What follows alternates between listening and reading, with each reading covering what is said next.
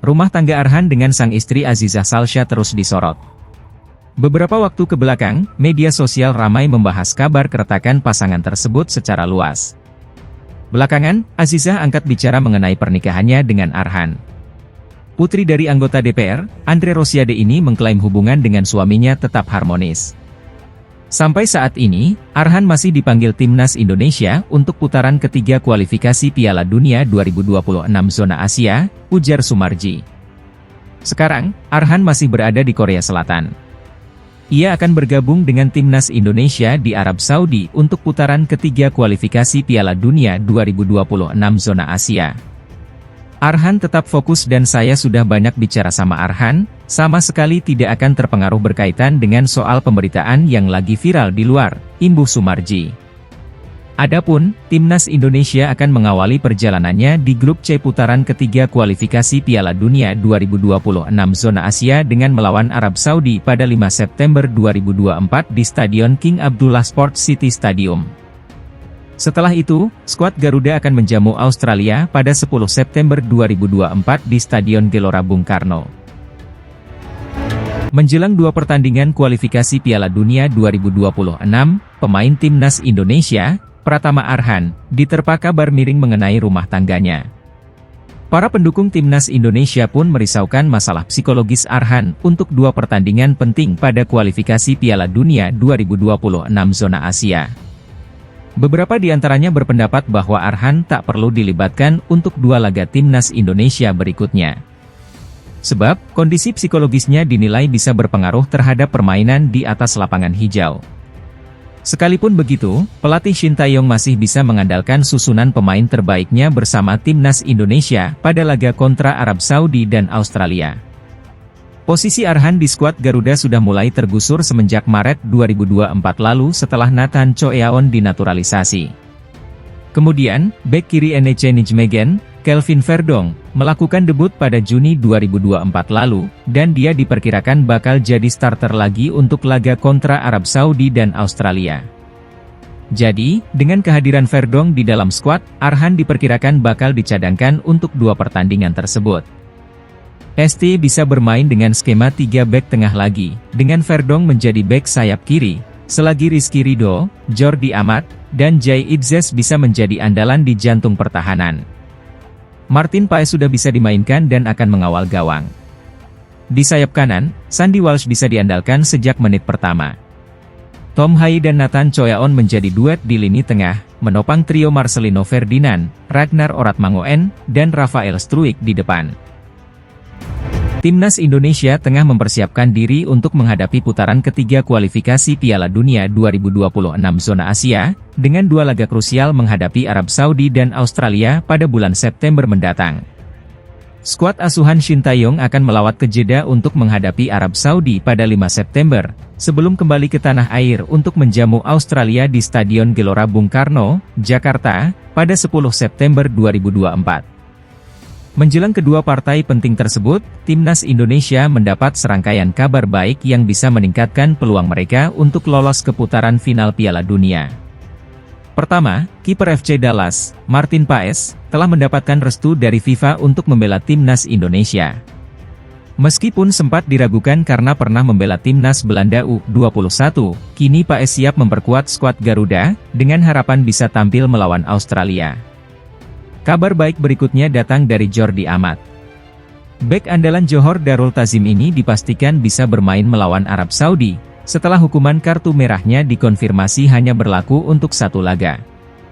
Terakhir, Marcelino Ferdinand baru saja mendapatkan klub baru, Oxford United, setelah kontraknya dengan KMSK Deinze berakhir. Kepindahan ini diharapkan dapat memberikan pengalaman tambahan dan kepercayaan diri bagi Marcelino menjelang laga-laga penting bersama Timnas. Dengan persiapan yang semakin matang dan kabar baik yang datang, Timnas Indonesia kini berada dalam kondisi yang lebih siap untuk menghadapi tantangan di kualifikasi Piala Dunia 2026. Dukungan dari seluruh rakyat Indonesia tentu akan menjadi kekuatan tambahan bagi skuad Garuda. Media Korea Selatan menyebut timnas Indonesia bertambah kuat setelah FIFA mengabulkan banding PSSI terkait perpindahan asosiasi Martin Paes.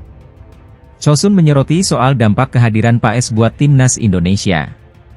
Kiper berusia 26 tahun itu dinilai akan membuat tim merah putih bertambah kuat untuk mengarungi putaran ketiga kualifikasi Piala Dunia 2026. Kehadiran Paes juga diberitakan menambah daftar pemain naturalisasi pada era Shin Tae-yong. Kini sudah ada 12 pemain naturalisasi yang siap membela timnas Indonesia.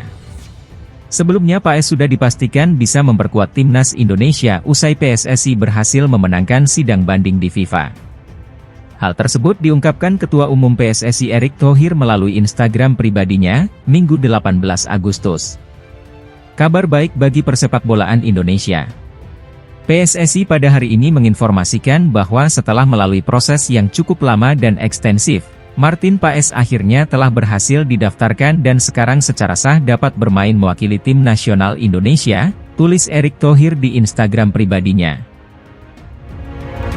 Federasi Sepak Bola Indonesia, PSSI, mengumumkan bahwa Martin Paes resmi telah didaftarkan dan bisa memperkuat timnas Indonesia di kualifikasi Piala Dunia 2026 zona Asia.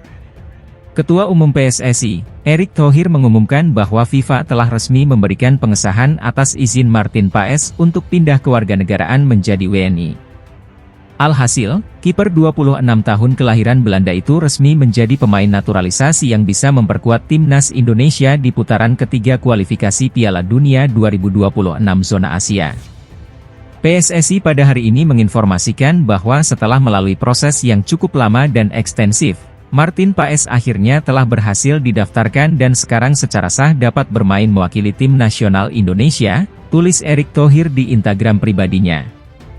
Dengan rasa cinta dan bangga terhadap Indonesia serta cita-citanya untuk memberikan dampak positif terhadap sepak bola Indonesia, kami yakin bahwa bergabungnya Martin akan memperkuat tim nasional, tambah mantan Presiden Inter Milan itu. Terutama dalam menghadapi putaran ketiga kualifikasi Piala Dunia. Kami menyambut kedatangannya dengan tangan terbuka dan menanti tim nasional Indonesia meraih performa yang lebih baik, katanya lagi. Tentunya, kehadiran Martin Paes di skuad timnas Indonesia akan menjadi angin segara bagi pelatih Shin Tae-yong yang sebelumnya membutuhkan pemain berpengalaman di posisi kiper.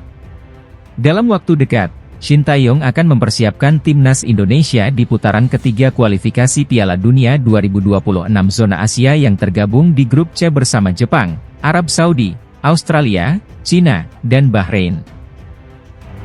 Di kualifikasi Piala Dunia 2026, Indonesia akan mengawali laga melawan Arab Saudi di Stadion King Abdullah Sport City, Jeddah pada 6 September pukul 1 WIB mendatang sebelum kemudian bermain melawan Australia di Stadion Utama Gelora Bung Karno, GBK, pada 10 September.